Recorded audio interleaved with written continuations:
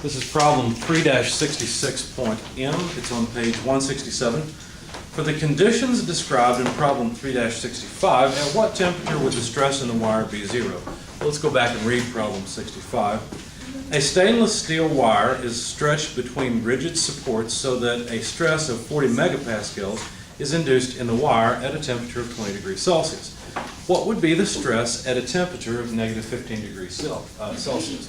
You can think of this as like a guitar string. Let me move this over a bit. So here's the rigid support, and the wire is stretched between these two so that initially there's a tension. Let's see, I don't remember what I used.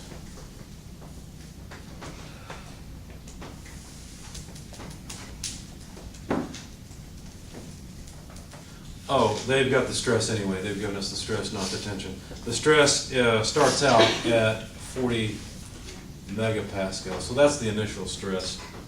And the initial temperature is 20 degrees Celsius. The final temperature, this is in the previous problem, is negative 15 degrees Celsius.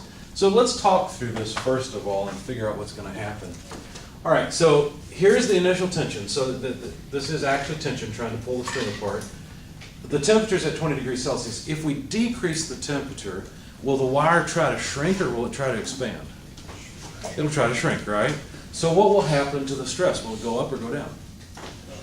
It'll go up because it's already in tension, right? Now, the question is, in our problem in 66, well, we'll work both of them actually. I'm trying to sneak two problems into one.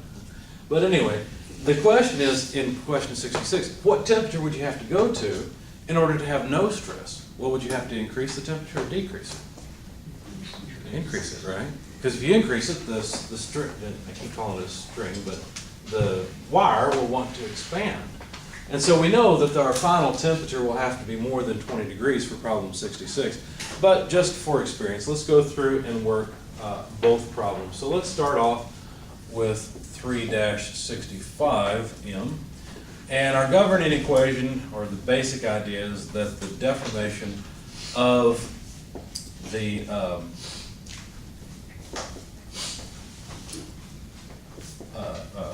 wire is given by this equation from a temperature change. Now, the expansion coefficient for the particular alloy that they mentioned is what I've written there. And it was, I didn't read it, but it was AISI 301. And so the table that I showed you, wasn't it 3-4? Wasn't that the table number? Whatever the table number was, that's where I got this this number from. Now, that's not necessarily the best equation to use in our case. Remember I said that you could talk about the stress instead as the elastic modulus multiplied by what is essentially a thermal strain. This section here is just a thermal strain.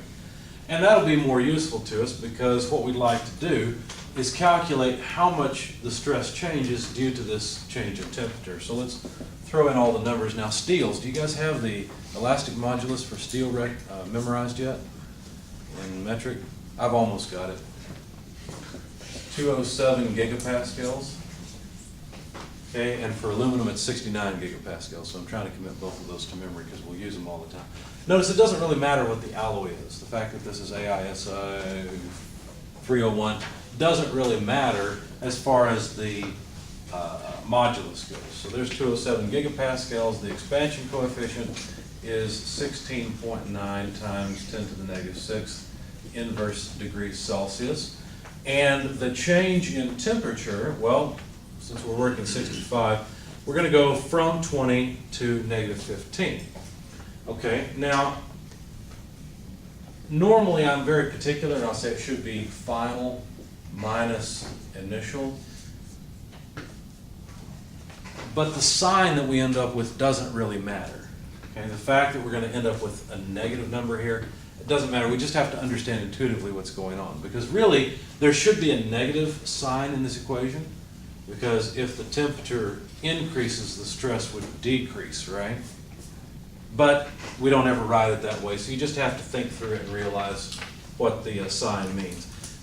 I'm going to just get rid of the sign. I'm going to drop the negative sign. When you plug this in your calculator, you find it's 0.122 gigapascals. Now think with me again. if we go from 20 degrees down to 15 degrees, to negative 15 degrees, the stress goes up or goes down? It goes up. So this is a tension. Okay? Now, another thing to note about this equation is we're talking about really a change in stress. So the equation I would like is this one. I think it needs a negative sign, and I think it needs a delta. Does that make sense? Because as you change temperature, the stress in the wire is going to change if it's constrained from moving. And so, anyway, that aside, this is going to be the change in stress. And so, to calculate the total stress in the wire, what I'll have to do is start off with the initial stress of 40 megapascals and add to it, not take away, because again the stress is going to increase, add to it the 0.122 gigapascals. Well, really, 0.122 gigapascals is 122 megapascals. Just move the decimal place over 3 places, and you'll get mega instead of giga. Okay? Add them together, and this is 162 megapascals. Now that's not what question 66 asked, that's what question 65 asked. So decreasing the temperature will make the stress go up, and you guys told me already increasing the temperature will make it go down. So let's work problem 66 now. So moving on to problem 66. We want to change the stress. Let's see, let me do it this way. I'll just be consistent with my notes so I don't confuse anyone, especially myself. We want to change the stress by how much? Well, by 40 megapascals. The question is, how much temperature change is required? Well, let's solve for it. The change in temperature is going to be the stress change divided by the elastic modulus and divided by the coefficient of thermal expansion. So let's see. Expanding the delta T T final minus T initial. Let's do it this way. And so the let's just go ahead and do it all. So the final temperature would be equal to the, now we have to be careful here. I've taken final minus initial. Let's make sure that it works out right, because this is going to end up being positive, right? So if that's positive, then I'll need to have, yeah, because that'll be positive. This side should be positive because we know we expect the final temperature to be more than the initial temperature. So the left is positive, the right is positive, and all of our sides should work out. So let's move the initial temperature to the other side of the equation and add sigma over E alpha. Okay? So that should work out. Now let's plug in numbers and see what we get.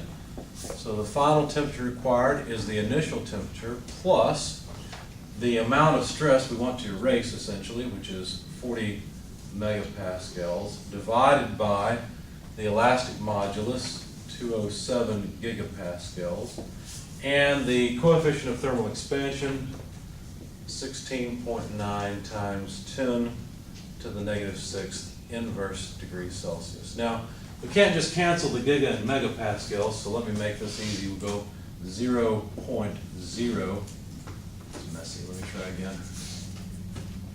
0.04 gigapascals. Let's see, did I do that right? 1, 2, 3. Yeah, that's right. That way the gigapascals will go away, and we're just left with degrees Celsius for this second term. Anyway, plug all that into your calculator, and you'll find that the final temperature required is 31.43 degrees Celsius. So that's the temperature we'd have to take this wire to get rid of all the stress in it, to make it expand enough. Does that make sense? Any questions?